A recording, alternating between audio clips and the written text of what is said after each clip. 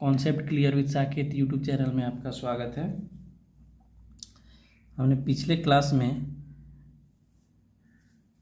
भारत के समुद्र तटीय प्रदेश के बारे में पढ़ा था, जो कि ये टॉपिक है। भारत के समुद्र तटीय प्रदेश ये कंप्लीट हो गया है। आज का टॉपिक है ये कर्क रेखा और भारतीय मानक समय रेखा।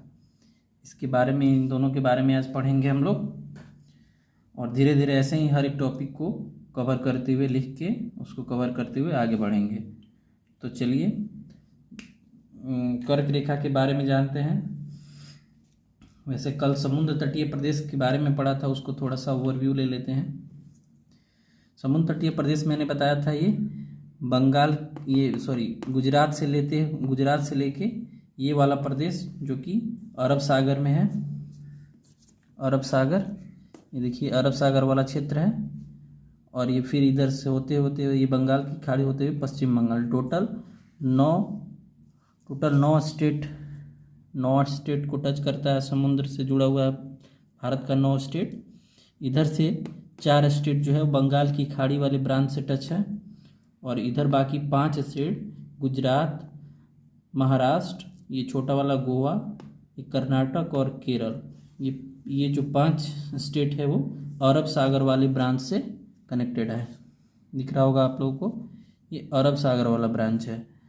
तो इस तरह से आप लोग क्लियर हो गया है। और अलग अलग समुद्र तट का अलग अलग मैंने नाम भी बताया था। ये केरल वाला तट मालाबार तट है, ये कर्नाटक वाला कन्नड़ है, ये कोंकण तट, और ये काठियावाड़ तट। इसी तरह उत्तरी सरकार, ये उत्कल तट, और ये उत्तरी सरकार तक, और तमिलनाडु वाला जो तट है वो कोरोमंडल तट। फिर हम आगे अब आज बढ़ते हैं आज के टॉपिक पे, कर्क रेखा। तो हम जानते हैं कि भारत में कर्क रेखा जो है वो भारत को एकदम बीचों बीच से डिवाइड करती है। कर्क रेखा जो है वो भारत को बीचों बीच से डिवाइड करती है। तो ये लाइन देखिए, ये जो लाइन जा रहा है एक कर्क रेखा का लाइन है। जैसे दिख रहा है ना, भारत 2 पार्ट में डिवाइड हो गया है, ये ऊपर और यहाँ से नीचे। तो देखेंगे कि भारत में ये कर्क रेखा कौन कौन से स्टेट को टच करते हुए जा रही है। यहाँ पे ये वाली रेखा जो आप लोग को दिख रहा होगा, और इसको बड़ा कर देते हैं।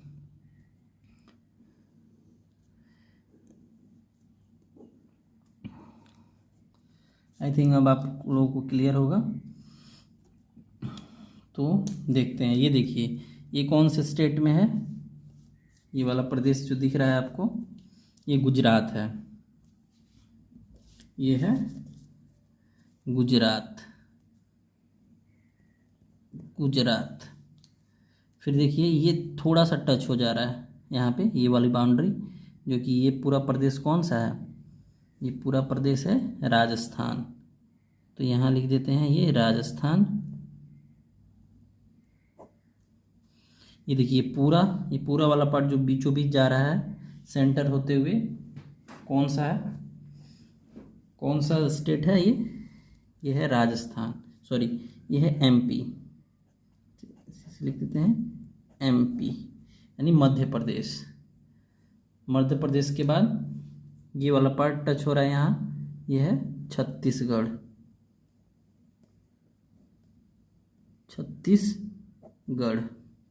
छत्तीसगढ़ के बाद ये देखिए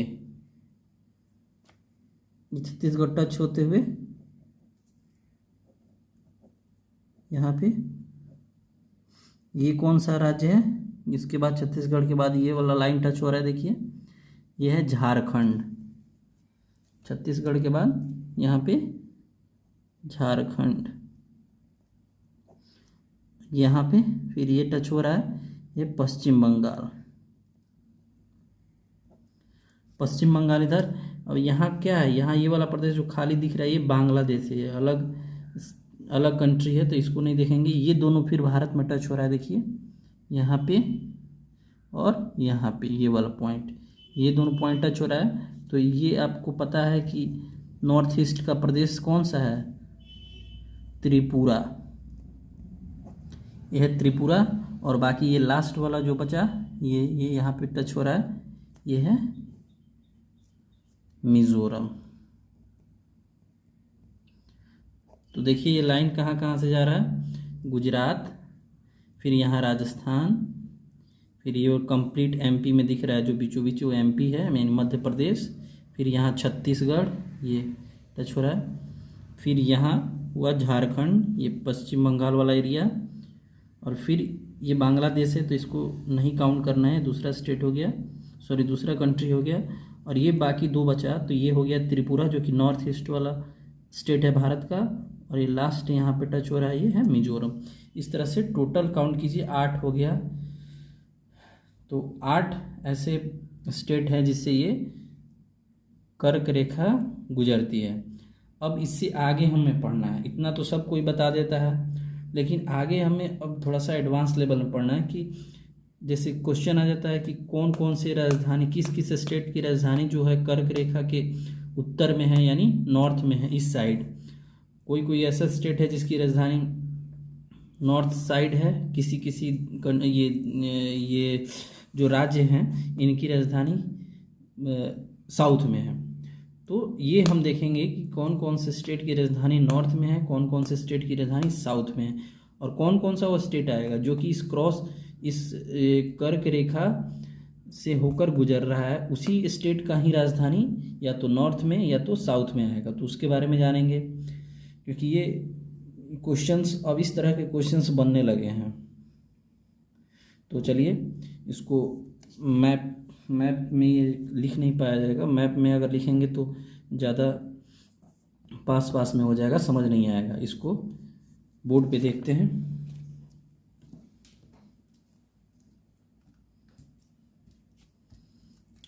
देखिए इसका ओवरव्यू मैंने ले लिया है। सबसे पश्चिम साइड कौन सा स्टेट है, गुजरात, तो ये लिखिए गुजरात जो कि कर्क रेखा पे है। उसके बाद मैंने अभी क्या बताया है, गुजरात के बाद राजस्थान, तो यह है राजस्थान, फिर एमपी, मध्य प्रदेश, ये हो गया एमपी। एमपी के बाद मैंने क्या बताया है, एमपी से निकलता हुआ ये छत्तीसगढ़,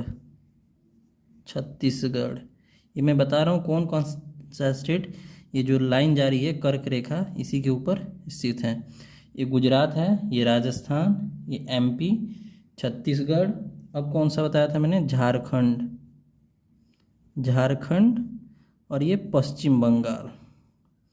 आप लोग ऐसे ओवरव्यू के लिए हम बता रहे हैं, बाकी हम समझा तो दिए ही थे कौन कौन सा स्टेट है। ये पश्चिम बंगाल है, थोड़ा सा इसको क्लियर बना लीजिए, पश्चिम बंगाल समझ जाइएगा आप लोग।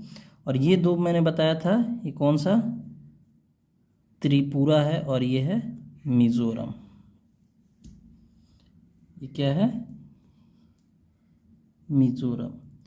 अब सबका राजधानी हमें देखना है कि ये जो कर्क रेखा है उसके उत्तर में है या इस कर्क रेखा के दक्षिण में। तो देखेंगे कौन कौन सा स्टेट है जिसकी राजधानी ऐसे है। तो सबसे पहले आते हैं इस गुजरात की राजधानी जो है गांधीनगर, ये यहाँ है, यानी दक्षिण में है, जो हम स्टेट की राजधानी इस साइड लिखेंगे तो आप लोग समझ जाइएगा ये कर्क रेखा के दक्षिण में वो राजधानी है। यानी जो गांधीनगर हुआ ये फर्स्ट, गांधीनगर, गुजरात की राजधानी गांधीनगर, ये कहाँ पड़ेगा, ये दक्षिण में पड़ेगा, कर्क रेखा के दक्षिण में। तो क्वेश्चन ऐसे बनता है, आगे बताने के बाद मैं बताऊंगा कि क्वेश्चन का पैटर्न कैसे बना। ये राजस्थान है, इसकी राजधानी जो है यहाँ जयपुर, मैं इस साइड लिखा हूँ, इसका मतलब क्या है कि इस राजस्थान की जो राजधानी है जयपुर, वो कर्क रेखा के किस साइड में है, उत्तर साइड में, ये उत्तर है और ये दक्षिण वाला पार्ट है। तो जो गांधीनगर बताया वो दक्षिण में है, क्योंकि मैंने इसका मैप यहाँ बताया है, लेकिन वही राजस्थान की राजधानी किधर पड़ेगी, इस जयपुर में। तो ये जो मेन बाउंड्री जो दिख रही है, मेन बाउंड्री की गुजरात से लेकर पश्चिम बंगाल में है, तो एक जयपुर ही एक ऐसा सी राजधानी है जो कर्क रेखा के कहाँ पड़ेगी, दक्षिण में पड़ेगी, सॉरी ये उत्तर में पड़ेगी। बाकी जितने भी स्टेट है यहाँ पश्चिम बंगाल तक, इन सब की राजधानी किधर पड़ेगी, कर्क रेखा के इस साइड यानी उत्तर साइड में, सॉरी दक्षिण साइड में। बाकी केवल राजस्थान की राजधानी जो जयपुर है वो, सॉरी उत्तर साइड में ये राजस्थान की राजधानी पड़ेगी। बाकी जितने भी यहाँ से गुजरात से लेके पश्चिम बंगाल हैं ये दक्षिण में पड़ेगी। तो फिर एमपी का फिर कहाँ पड़ेगा, ये भी दक्षिण में, भोपाल। छत्तीसगढ़ की राजधानी रायपुर, झारखंड की राजधानी रांची और पश्चिम बंगाल की राजधानी कोलकाता। ठीक, तो ये सबकी बाकी की राजधानी कहाँ पड़ रही है, सब दक्षिण में। ये रांची है और ये कोलकाता।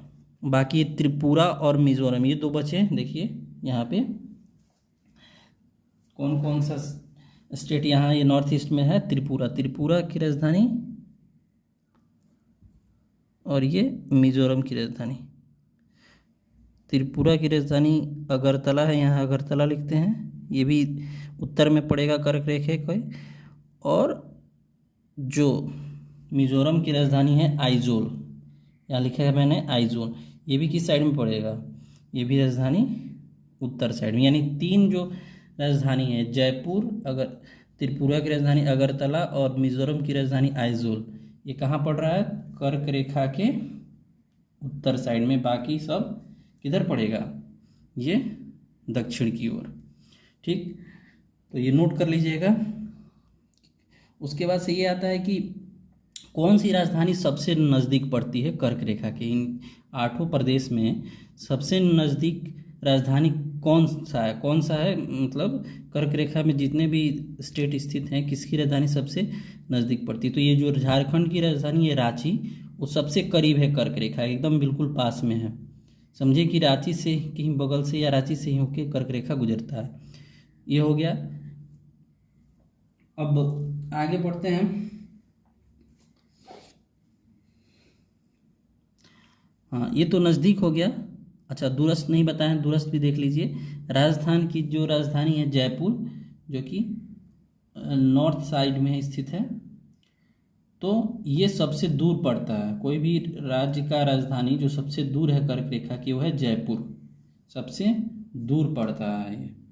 तो इस तरह से कर्क रेखा के बारे में आपने लगभग सब चीज़ जान गया है। अब इससे ज़्यादा क्वेश्चन नहीं देगा। जैसे क्वेश्चन दे सकता है कि ऐसे ऑप्शन में रहेगा, दे देगा कि बताइए कि कौन से स्टेट की राजधानी कर्क रेखा के उत्तर में पड़ता है। ऑप्शन दे देगा गांधीनगर, भोपाल, रायपुर और एक देगा जयपुर। तो क्या आंसर होगा, जयपुर, क्योंकि जयपुर है जो कि कर्क रेखा के उत्तर में पड़ता है। तो इस तरह से क्वेश्चन आ सकता है। और फिर हम आगे बढ़ते हैं, मानक समय रेखा के बारे में जानते हैं। भारतीय मानक समय रेखा, हेडिंग डाल दीजिएगा लोग, भारतीय मानक समय रेखा।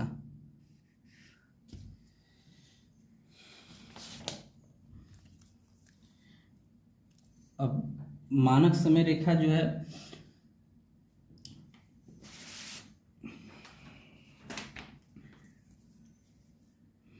वो एकदम से, मानक समय रेखा कैसी रेखा होती है। मानक समय एक रेखा के बारे में जानते हैं कि मानक समय ऐसी रेखा है जो जिससे भारत में टाइम का डिसाइड होता है।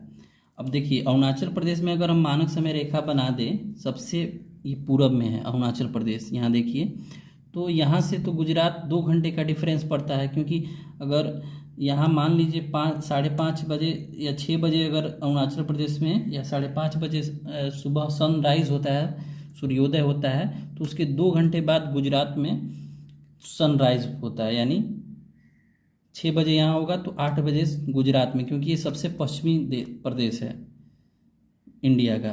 तो ऐसे में तो कन्फ्यूजन हो जाता। तो फिर एक बीच का सॉल्यूशन निकाला गया कि बीच में एक मानक समय रेखा बनाते हैं, जिससे देखिए ये यहाँ से आएगा 1 घंटा और फिर इधर से भी 1 घंटा, मतलब दोनों इक्वल हो जाएगा, यहाँ का भी डिस्टेंस और यहाँ का भी डिस्टेंस, जिससे समय का कैलकुलेशन करना इजी हो जाएगा। इसलिए इलाहाबाद के नैनी से भारतीय मानक समय रेखा को, जो कि 82.5 डिग्री पूर्वी देशांतर से लिया गया है, उसी से भारत में टाइम जोन का निर्धारण किया जाता है। तो इसको ड्रॉ करते हैं, ये ऐसे आता है, यहाँ से ये यूपी के इलाहाबाद नैनी से होते हुए ये छत्तीसगढ़ और ये इधर उड़ीसा होते हुए आता है। अब देख लेते हैं कौन कौन सा ये वाला पार्ट जो कि 82.5 डिग्री पूर्वी देशांतर, यहीं से ये लाइन खींची गई है। आगे के वीडियो में हम जानेंगे कि कैसे कौन कौन सा अगर कोई देश है पूर्वी देशांतर में है या पश्चिमी देशांतर में है तो वहाँ से वहाँ का टाइम कैलकुलेशन कितना हम लोग कैसे डिसाइड करते हैं कि अगर ग्रीनविच जो कि 0 डिग्री देशांतर है वहीं से स्टैंडर्ड टाइम जोन माना गया है, ग्रीनविच मेरिडियन टाइम GMT, तो वहाँ से अगर कैलकुलेशन करना हो तो कोई दूसरे देश में उस अगर GMT पे अगर 5 बज रहा होगा तो ऑस्ट्रेलिया में इंडिया में कितना बजे का टाइम हो रहा होगा, वो चीज़ हम लोग आगे क्लास में फाइंड करना सीखेंगे। पहले ये देख लेते हैं ये 82.5 डिग्री पूर्वी देशांतर जिसको भारत का मानक समय रेखा कहते हैं। ये क्या है? भारत का मानक समय रेखा। ठीक है, तो ये कहाँ से जाता है? ये इलाहाबाद के नैनी से जो कि मिर्ज़ापुर भी पास में है वहीं से इसको खींचा गया है नीचे की तरफ। तो ये हो गया यूपी। ये नेपाल है, नेपाल से तो हमें मतलब नहीं है तो नेपाल वाला पार्ट नहीं लेंगे। सबसे पहले कहाँ ये आया? यूपी, क्योंकि इलाहाबाद के नैनी से यहाँ से स्टार्ट होता है, यूपी है। फिर ये क्या है? एमपी में भी ये जाती है। ये वाला पार्ट कौन सा है? एमपी में। अच्छा, एक चीज़ कर्क रेखा में मैंने नहीं बताया था। ये कर्क रेखा देखिए, सबसे पूछेगा कि सबसे ज़्यादा कर्क रेखा कौन से स्टेट से होकर गुजरती है, तो मैप के थ्रू ही आप लोगों को पता चल रहा है सबसे ज़्यादा कौन सा पार्ट दिख रहा है, ये एमपी का। तो आंसर होगा एमपी, यानी मध्य प्रदेश में सबसे ज़्यादा कर्क रेखा गुजरती है। ठीक, लंबाई है उसकी।